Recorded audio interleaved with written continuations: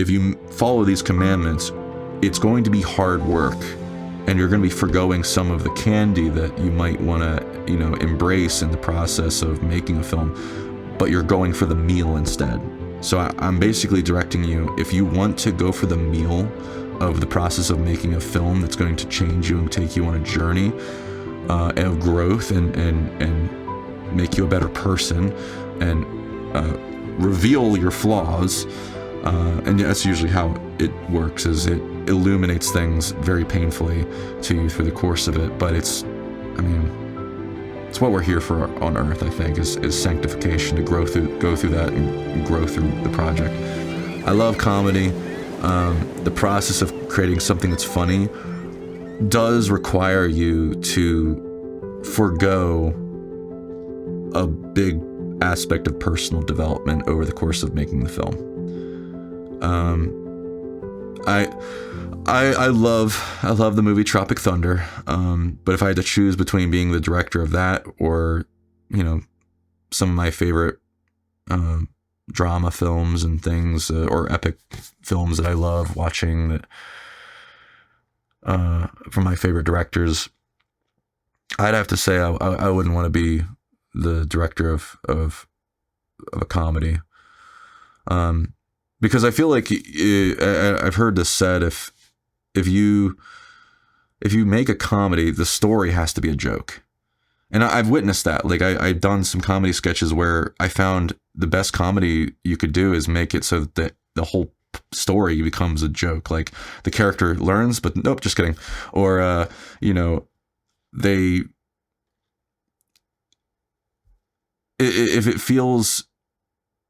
think if it feels too much like the character's actually learning something, to some degree it works. Like there's some comedies that definitely do that. But even then, I feel like I feel like a joker is a false self. I think if you're embracing a false self, which a lot of comedy, it generally is creating a false self when it comes to personal growth.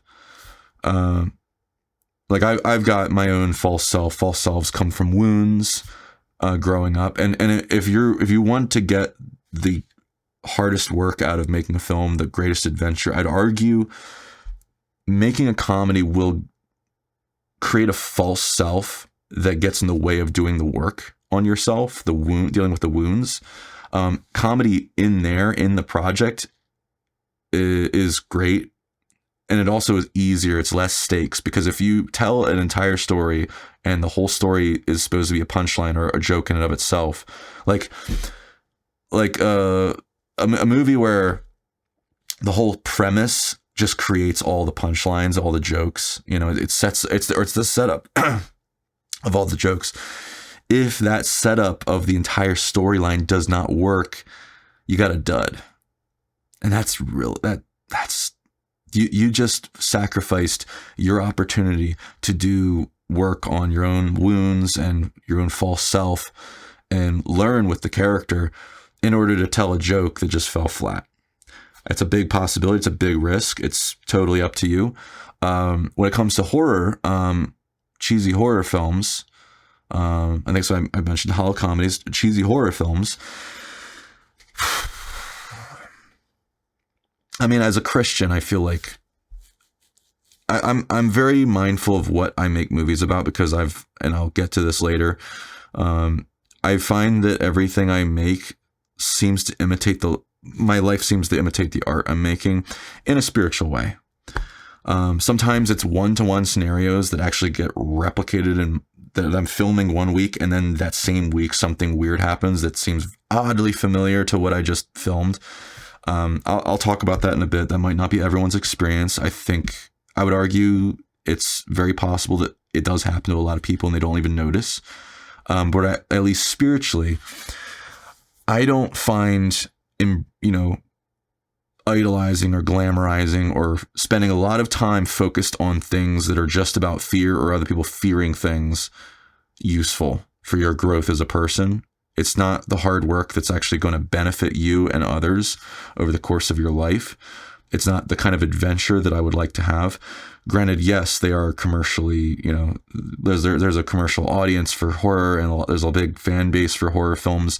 But we're in this masterclass in this founding chapter, chapter on about foundations of the process. It's really about what are the kind of choices that you can choose to make. These are commandments. If you follow these commandments, it's going to be hard work. And you're going to be forgoing some of the candy that you might want to, embrace in the process of making a film, but you're going for the meal instead. So I'm basically directing you, if you want to go for the meal of the process of making a film that's going to change you and take you on a journey of growth and make you a better person and reveal your flaws, and that's usually how it works, is it illuminates things very painfully to you through the course of it. But it's what we're here for on earth, I think, is sanctification, to go through that and grow through the project. Horror films, I think, get in the way. I think you're just embracing candy and it's not an actual meal. I don't know of any horror films I've seen that I can remember that feel like it was about a person growing. It was about escaping something.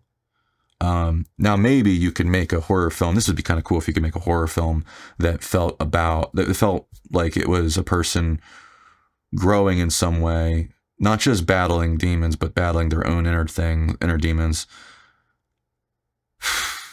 Very, honestly, I think it's almost like, it's not really working for you. It's going to be working against you, and it's like you're working against, it's like you're in the ocean and the current, and you're swimming against the current. The goal with the commandments is to make the current work for you in the direction you're trying to go, which is up. Up in terms of growth, character, virtue, sanctification. So I would argue avoid cheesy horror films, especially cheesy horror films, not just horror films, but cheesy ones. If you're trying to do cheesy horror films, you're being a joker with like the comedy aspect. You're just putting on so many false selves. What's the point? Now, there's probably arguments to make a good horror film, but this class is more for just making something that's going to be an adventure that will lead to growth for you, especially if you're writing it and directing it, and trying to make something that will reveal things about yourself that you want to work on. Totally, another thing is totally your choice, but I would argue avoid those projects. Make something original. Make something that's unique, that doesn't feel like you're trying to make the identity of the project a genre, but people will apply genres to it after you've written it and directed it, and you weren't even really thinking about genre. I don't like thinking about genre. I know some filmmakers, they do think in terms of genre. Even my favorite filmmaker, Nolan, apparently applies genre first, I hear, and may have heard that from an interview. I might be wrong on that, but I personally like writing without genre. Maybe that gets me in trouble. Maybe I'm missing out on something. Maybe in the future I will look at the films I do and think maybe I should look at being specific about my genre. That might be a commandment in the future. Who knows?